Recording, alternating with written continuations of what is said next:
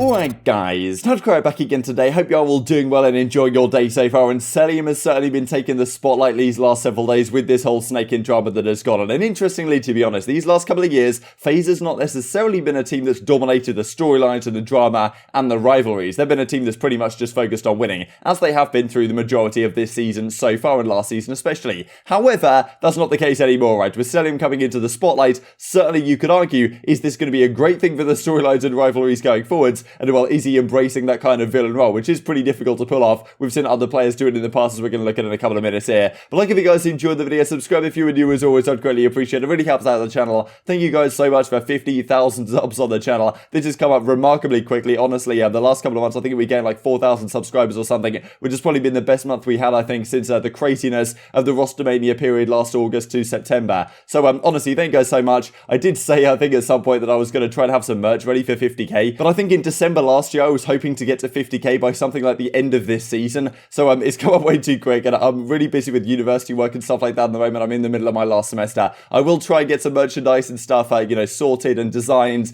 and yeah, sent here to me so I can make sure to quality check it so it's actually good. I don't just want to chuck something up on a website if I haven't actually got a piece myself to know it's actually any good. I have a couple of decent ideas that will come in due course. But yeah, if you guys would like to help me towards the dream of 100,000 subscribers and the silver plaque that YouTube will probably send me if they're still doing it at the time that we hit it, yeah, that would also be greatly appreciated. Definitely on the right side of that now, which is honestly crazy to see. The channel growth has been insane. Yeah, thank you so much again. Let's just hop right into things on the day then. So I wanted to mention Parasite real quick. Sick and tired of being undervalued. He says not about the CDL, but you know, maybe it might be, even though he said it's not. And as he says right here, North Carolina back to California, right? So flying back to California, yeah, his stint in the Royal Ravens does seem to be over, and a pretty unfortunate end, to be honest, for that whole saga for Parasite. But maybe he'll get an opportunity next season or maybe later this season, but it's pretty unlikely to see, all things considered at the current time, given that the state of the competition in the amateur scene. We'll talk about that a little bit later today. So this is what happened yesterday, right? This clip, the false narrative clip that keeps coming out again and again and again, of Cellium, well, caught snaking in 4K, as we talked about yesterday here on Raid Hardpoint, that of course, the OpTic guys are scrimming up against Atlanta FaZe a couple of days ago now. Now, yesterday, there was another clip that came out from League Play, pretty incredible stuff. Shotzzy's playing League Play. He happens to come up against Cellium in one of these matches. They're playing a raid control right here, and as you can see, Cellium takes him down and immediately goes to just, well, hump the ground, I think Crone described it as, over at this tree head glitch right here. Now, you know, at the end of the day, I'm not really sure why he's doing this, if necessarily he knows that Shotzzy's streaming, therefore this is going to go on stream. And we've talked about for quite a while the fact that, okay, Cellium, yeah, I think maybe Octane mentioned it, that some of these players, it's like, it's ingrained in their blood since they've been in Call of Duty to just do this snaking stuff and use this movement mechanic. And if you guys aren't aware of what it looks like, this is pretty much what it looks like on screen right now. And this makes you very difficult to see, very difficult to kill. If you guys run into anyone doing this in League Play or something, it's very frustrating to deal with. And honestly, as soon as you see someone doing it, you just lose full immediately in the gunfight and then end up getting destroyed regardless. So this is a mechanic which, of course, the pros decide, like, maybe this isn't what we should be using, therefore let's kind of soft gentleman's agreement it out of the game. But the problem is that sometimes you can slide into a head glitch and it kind of looks like you're doing it, and you know, maybe you're reloading and then you stand up again. Is that snaking, right? So there's always a grey area, which means that these guys, and you know, Cellium and others, I mean, Diamond God has certainly been using it in the matches against OpTic Chicago when the New York Sublime has played them in that elimination match at the Major. These kind of players, you know, kind of use this grey area to just abuse this mechanic regardless. And the problem is when you're Cellium and on the best team in the game, it's not really something which you're going to be able to do too much about if you're the opposition, right? Sasha's been talking about the whole blacklisting idea, the fact that, okay, if he doesn't stop doing it, we're just going to not play them in scrims. But, you know, the problem is if they're the best team in the game, I'm not really sure you're going to be able to get away with that, right? So Cellium's certainly been embracing this, right? The rumour has it that, as I think Priestahh said it on the flank a couple of weeks ago now, that apparently Simp had told Cellium not to stop doing it, even though I think Cellium called this a false narrative, but who really knows what's true anymore. But Priestahh said effectively Simp had told him, based on what the other pros have said, like, you know, stop doing the snaking, we don't need it anymore, no one else is really doing it, yeah, let's play a fair game, I suppose. But then, you know, he wouldn't stop doing it, right? Like, either it's ingrained in his nature, or he just kind of does it anyway, because that's how he plays Call of Duty, and yeah, what can you really do about it, right? So therefore, the frustrations have certainly been mounting, but even these last couple of days when it's become such a big thing, he's still doing it in all these matches, right? Which seems to me that as frustrating as it might be to play and to watch and to see other teams play against, he's embracing this kind of narrative, right? He's embracing this kind of villain narrative almost, which is something that we haven't really seen from FaZe Clan teams in the past. I mean, a long time ago, of course, when they had the big names on a couple of years ago. However, in last season, for example, they didn't necessarily have the biggest names on their squads. They were just very, very good. However, nowadays, Cellium is really getting up to the point of actually being a big name within the scene, you know, having some notoriety within the scene. And that's not an easy role to play. It's not an easy role to deal with. It means you're going to take a lot of flack on social media. But if you can handle it, this is the type of stuff which actually really can make you a star within the scene, and also really rile up the storyline, right? When FaZe play OpTic next time, I mean, if Cellium even like bobs up and down a heady for a second, even if it's not actually a proper snake, you know the chat's going to be going mental. You know people are going to be wanting to be there to watch this stuff, so that they can kind of embrace the storyline in that sense. And I mean, his teammates seem to be leaning into it as well. As Arcitys says, Cell, when he sees a head glitch and a glitzy, here he goes straight on the stake. And yeah, aBeZy says as well, what a goat straight up. So his teammates also kind of embracing this whole idea. And I thought this was kind of funny as well. So this is a clip from way back, and I forget exactly when this was. Maybe it was Anaheim or something. I'm not exactly sure what event this was, but it was OpTic versus FaZe Clan, as you can see right here. And Scump clutched this 1v1 against Cellium. And as you can see, Cellium on this head glitch, he actually doesn't go for the snake, right? And this is kind of what Gunny's getting at, the idea that he didn't snake this head glitch this time over in this 1v1 that he lost famously to Scump back in Black Ops 4. But so yeah, maybe if he hadn't been doing that, then he would have been in a better position to actually win it. And this is, I thought, was a funny clip as well from Formal and the guys back in the day. And I think they're playing maybe 10s or something here on, God, what a horrible map. Gunrunner domination it was. And Cellium's actually just hiding. I think you'll see this clip right here. Let me just hide it right here. Cellium just pops up in the minecart right here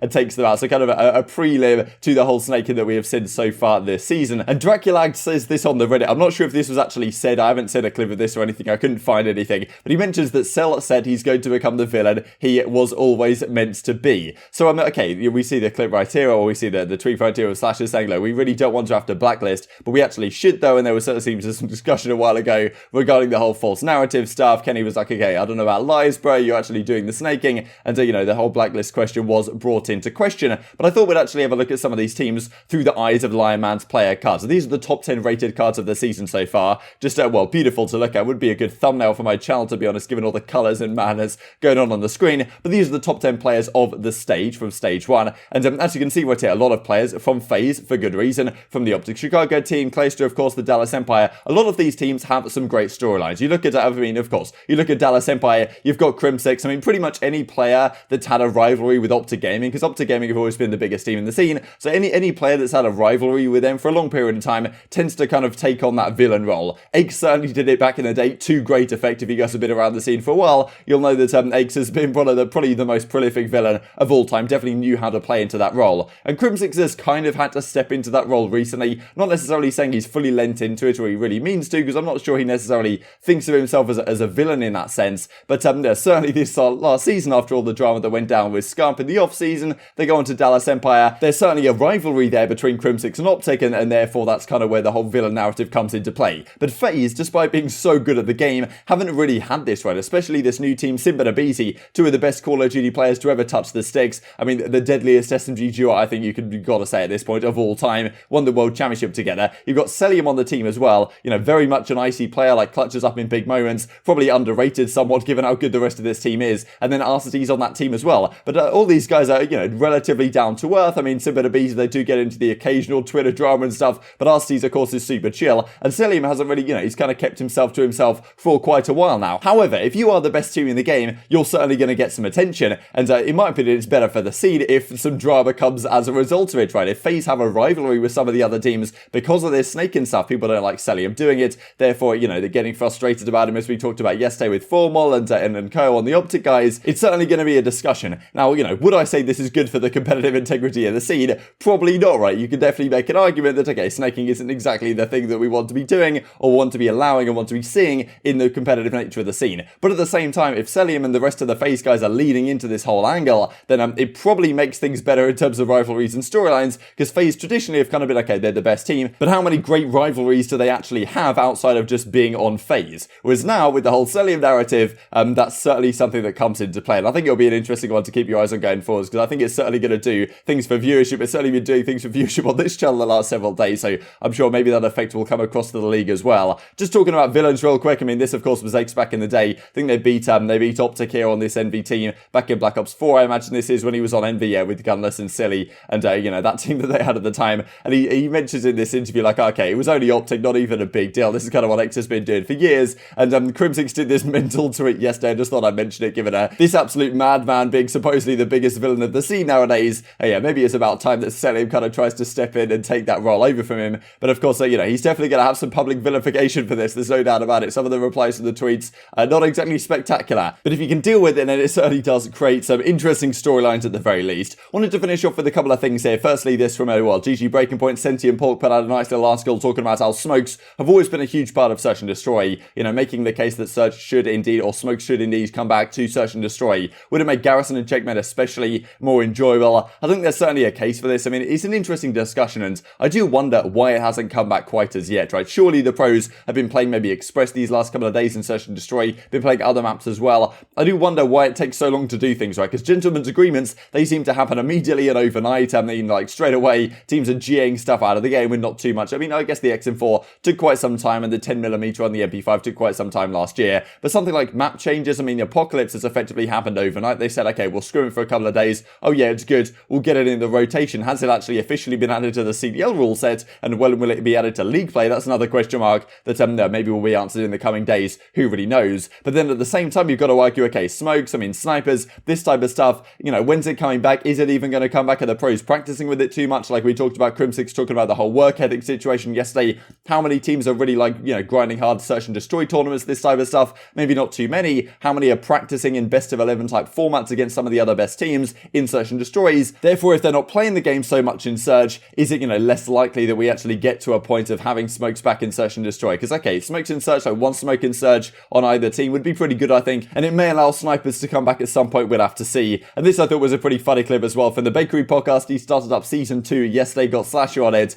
and are kind of talking about who Slasher believes will win the World Championship for this year, and well, saying that he's going to take down Crimsix in a 1v1 game 9 of the grand finals up against the Dallas Air. But wait, Austin, how are you even going to get to map 9 with New Age and this low on your squad at TJHaLy?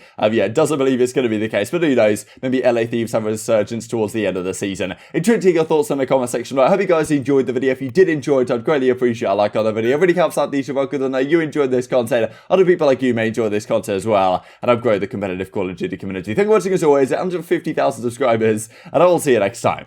So, COD Champs prediction. So, we do this for a little clip, you know what I mean? So, if this comes true, we can clip it and, you know, hopefully get some really taste analytics in about, you know, I don't know how many months' time. So, COD Champs prediction. Who wins COD Champs and which two teams face off in the finals? Ooh, I hope this comes true. I'm going to say us versus Dallas, me and Crim in a 1v1 game 9 round 11. Could you imagine if that actually came? Oh my god. Yo, if I ended up in the 1v1, I'm going to be like, I saw this happening. I'm winning this for sure. Like, there's no way I can lose. Yeah, 100%. It's happening, bro. Porter's not got the eyes. He doesn't have the eyes. There's no way. It's over. That would be incredible. I'd be a legend if I somehow caught that. Yeah, for real. I really want that to happen.